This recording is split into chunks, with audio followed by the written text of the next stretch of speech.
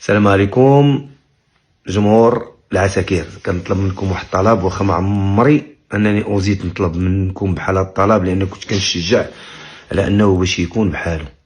واليوم كنطلب انكم ما تمشيوش تشجعوا فريق الجيش الملكي في الجزائر ضد الشبيبه، لانه غتكون مباراه صعيبه وجات فيها التشحنات ديال كاس افريقيا اللي غتخلي على انه الانسان يبين داك الكره ديالو لينا والمغرب وبزاف ديال الاشياء. فكنطلب منكم كجماهير عاشقه للفريق الجيش الملكي انكم ما تساندوهاش اليوم. اول مره غنطلب منكم انكم ما تساندوش الفرق، ولكن القيمه ديالكم والمكانه ديالكم عزيزه عندنا، وكنبغيوكم وما بغينا حتى شي واحد يتقاص، ما بغينا حتى شي واحد يتاذى، وبغينا كل شيء انه يكون مع والديه، لانه ملي غيوقعوا المشاكل تماك وغادي تم الاعتقالات غيكونوا الوالدين هما اللي كيعيشوا داك الحر ديال ديك المصيبه الكحله.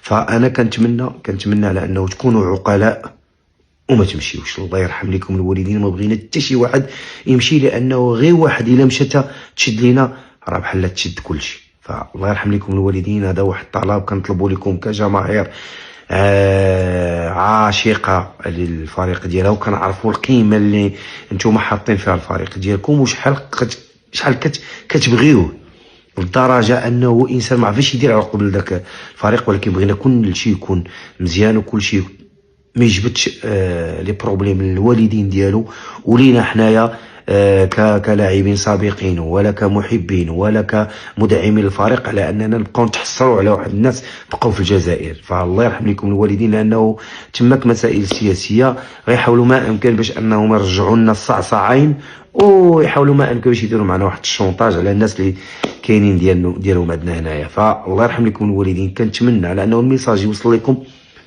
بواحد الطريقه اللي هي سهله وزوينه، والله يرحم لكم الوالدين.